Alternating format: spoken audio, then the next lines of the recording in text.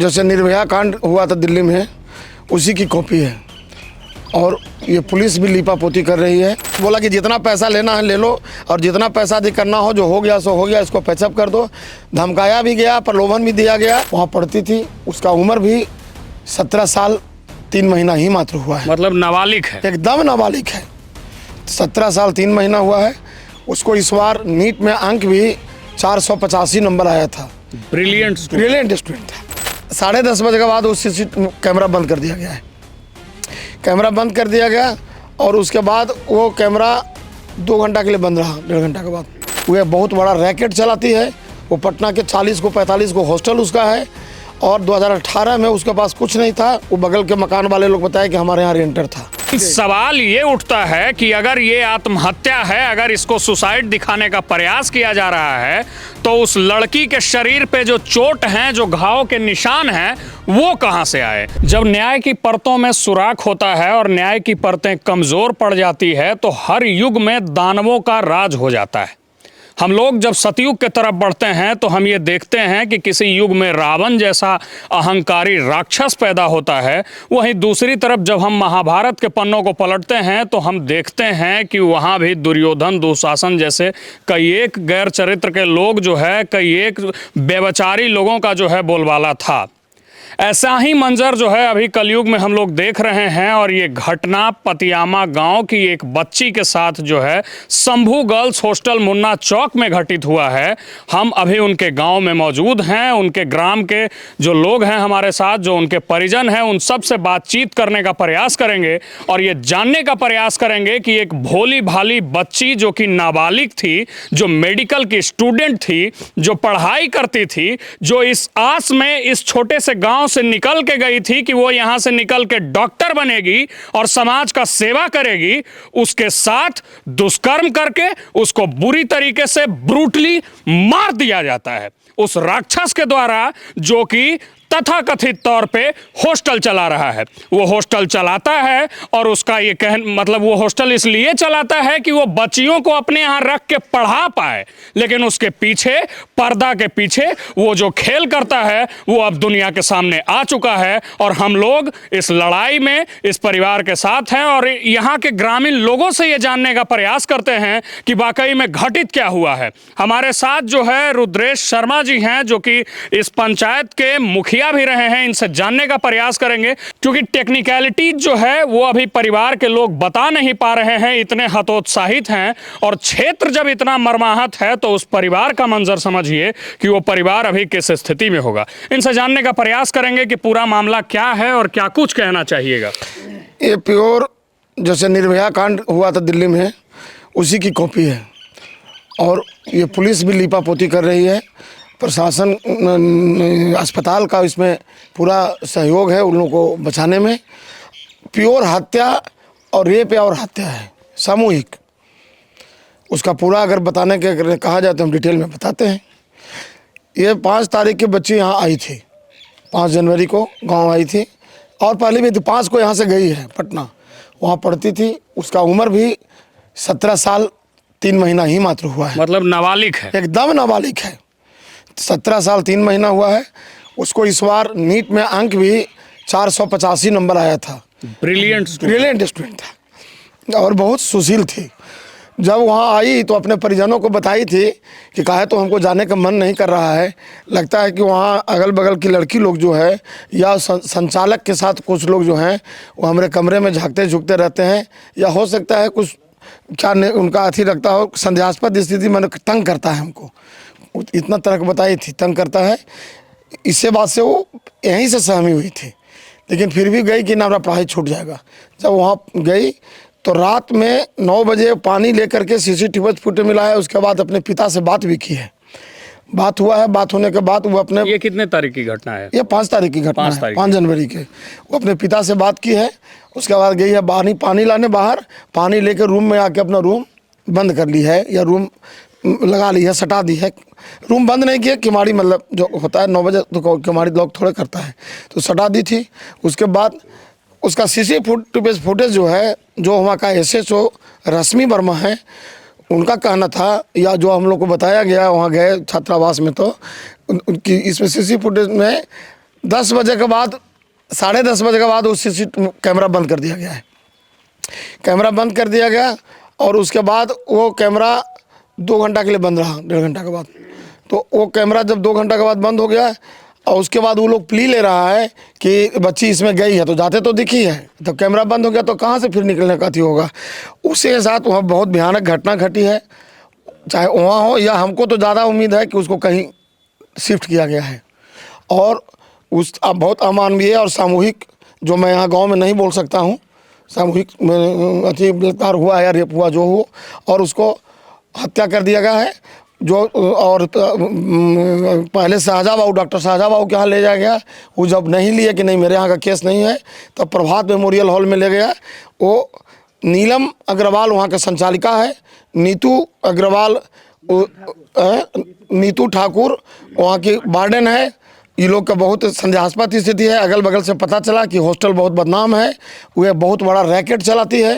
वो पटना के 40 को 45 को हॉस्टल उसका है और 2018 में उसके पास कुछ नहीं था। वो बगल के मकान वाले लोग बताए कि हमारे यहाँ रेंटर था, उसका रेंट एग्रीमेंट भी हम लोग को मिल जाएगा, आधार कार्ड वगैरह। खैर वो पुलिसों में बहुत पहुंच है, पुलिस में बहुत पैसा वैसा बांटती है, उसका कुछ गलत काम का लोग अगल बगल के लोग बता रहे थे। अब हुआ था कि जब हॉस्पिटल में जो गई तो वहाँ 2 दिन तो परिजन लोग से मिलने ही नहीं दिया। 6 तारीख को गया, 7 को परिजन को थी हुआ, 8-9 तारीख को बताया है, 6 को FIR हुआ। उसके बाद परिजन के डॉक्टर के नहीं, जहानाबाद के स्टाफ था, वो बताया कि आपके बच्ची के साथ बहुत गलत हुआ है, सो जाके FIR कीजिए। तो FIR इसमें प्रभात मेमोरियल हॉस्पिटल की भी लीपापोती थी। बहुत लीपापोती नहीं, सहभागिता है। प्रभात मेमोरियल हॉल में एक डॉक्टर का नाम है सतीश कुमार, उनकी सहभागिता है, वो चाहे कहाँ की हो हमको नहीं है। और जो नीलम अग्रवाल हैं, उनकी बेटी और दामाद भी सरकारी हॉस्पिटल में पटना में डॉक्टर हैं। ये लोग का बहुत बड़ा रैकेट है, बहुत बड़ा एक माने ग्रुप है इसको। और वहाँ ले जा करके उसको बच्ची को होश में एक दिन आई थी, पिता से बात भी हुआ था, लेकिन बात नहीं हुआ था, लेकिन देख कर रोने लगी थी, होश में आई थी, वो आ जाता। उसके बाद उसको नींद की गोली रखने का, जो लोग हत्या किया, जो लोग रेप अथी किया, वही लोग नींद का गोली रखा। वही उसके मोबाइल में आत्महत्या कैसे किया जाता है उसको गूगल पर सर्च करके उसको मोबाइल में लोड कर दिया और इसको आत्महत्या का एंगल देने का प्रयास किया गया। लेकिन सवाल ये उठता है कि अगर ये आत्महत्या है, अगर इसको सुसाइड दिखाने का प्रयास किया जा रहा है, तो उस लड़की के शरीर पे जो चोट हैं, जो घाव के निशान हैं, वो कहाँ से आए? वो तो प्रभात हॉस्पिटल भी जो लिख कर दिया है, जो रेफर किया वेदांता में, उसमें भी लिखा है कि उसका कटिंग है, इंटरनल पार्ट पर कटिंग है, प्राइवेट पार्ट पर निचोड़ा हुआ है। उसके बाद सर में बहुत जगह क्लोटिंग है, मारा पीटा गया है। वो तो बिल्कुल आत्महत्या का नहीं, वो आत्महत्या करने वाली लड़की ही नहीं थी, उसको बिल्कुल हत्या का रूप दिया गया। उसमें रश्मि वर्मा जो वहाँ का SHO है चित्रगुप्त नगर की, उनका पूरा रोल है। वो समझाएं अपने सीनियर लोगों को कि इसमें ऐसे बचा सकता है। और उसमें प्रभात का डॉक्टर का है। जब नहीं संभलने लगा, जब जानकारी होने लगा, पहले तो छिपाया गया, फिर परिजन लोग को पता चला तो हम लोग के पास खबर किए, तो गांव वाले लोग हम लोग गए, तब हम लोग पूरा हल्ला हंगामा किए, पूरा मीडिया वालों को बुलाए। अब उसके बाद उसको यहाँ वेदांता में लाने दिया गया। वेदांता बोला कि हम 1% चांस बचने का हम ले जा सकते हैं। 1% पर हम लोगों ने वहाँ उसको भर्ती कराया। कितने तारीख की बात है ये तारीख है 11 तारीख की, नहीं 10 तारीख की बात है। 10 के 11 को तो मौतें हो गया, 10 के बात है। फिर भी हम लोग 24 घंटा लगता है कि रहा होगा, फिर भी 1,26,000 का बिल वहाँ हम लोग दिए हैं, फिट किया गया है परिजनों के द्वारा। और जब वो मौत हो गई तब SHO हम लोग से सिंपैथी दे करके उसको दाह संस्कार ज़बरदस्ती करना चाहता था, ज़बरदस्ती कि इसको पोस्टमार्टम करा करके दाह संस्कार कर दीजिए अभी राते में। एक कड़ी इस घटना में ये भी है, हम लोगों को ये जानकारी प्राप्त हुई है कि उस हॉस्टल के वार्डन के द्वारा इनके परिजनों को भी प्रलोभन देने का प्रयास किया गया है। बहुत बोला कि जितना पैसा लेना है ले लो, और जितना पैसा भी करना हो, जो हो गया सो हो गया, इसको पैचअप कर दो।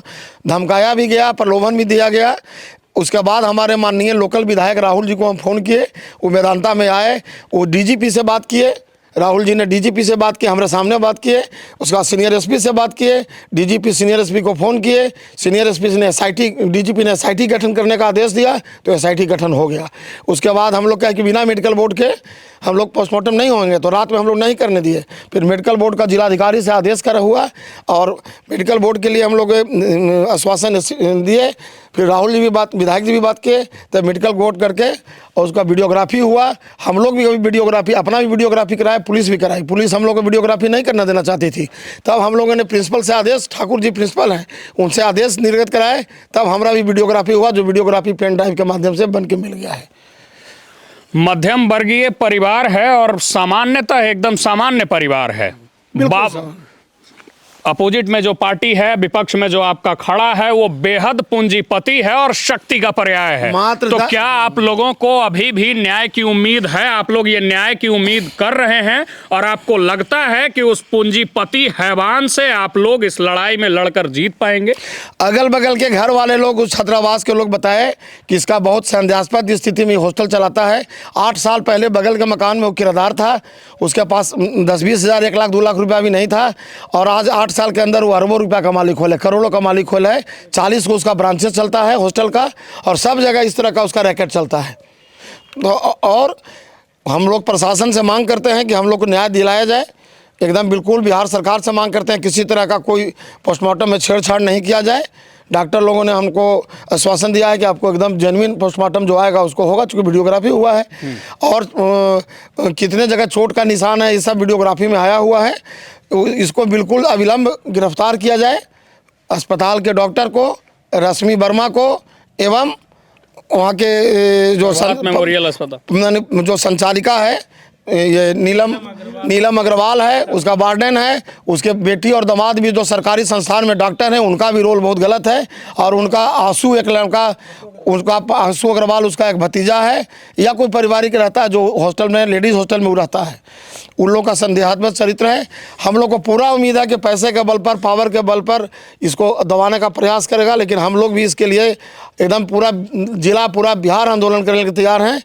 48 घंटे का टाइम लिए हैं एएसपी साहब, उनका नाम है अभिनय कुमार।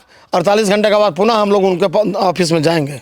48 घंटे का समय लिए हैं और इन लोग जो है पूरी शक्ति के साथ लड़ने के लिए तैयार हैं। विपक्ष में जो खड़ा है उसके पास में बहुत सारी पूंजी है, बहुत सारा पैसा है और बहुत सारा पावर है, लेकिन क्या उसके पास इतना लड़ने का हौसला है कि वो ऐसे लोगों के सामने टिक पाएगा, उस परिजन के सामने टिक पाएगा, उस गांव के सामने टिक पाएगा, जिस गांव की एक सामान्य लड़की के साथ, एक मध्यम वर्गीय परिवार की लड़की के साथ, जो इस गांव से, इस छोटे से गांव से निकल करके नीट का प्रिपरेशन करके चिकित्सक बन के, डॉक्टर बन के समाज का सेवा करना चाहती थी, उसके साथ हैवानों ने क्या किया है ये सब लोग देख रहे हैं। सवालिया निशान खड़ा होता है नीलम अग्रवाल पे, सवालिया निशान खड़ा होता है श्रवण अग्रवाल पे, और सवालिया निशान खड़ा किया जा रहा है रश्मि वर्मा पे, जिसको कि सरकार द्वारा वहां भेजा गया है, जिस प्रभारी को वहां इसलिए भेजा गया है कि वो जा करके पीड़ितों का हमदर्द बन सकें। लेकिन वो यहाँ, इन लोगों का कहना है, इन लोगों का ऐसा मानना है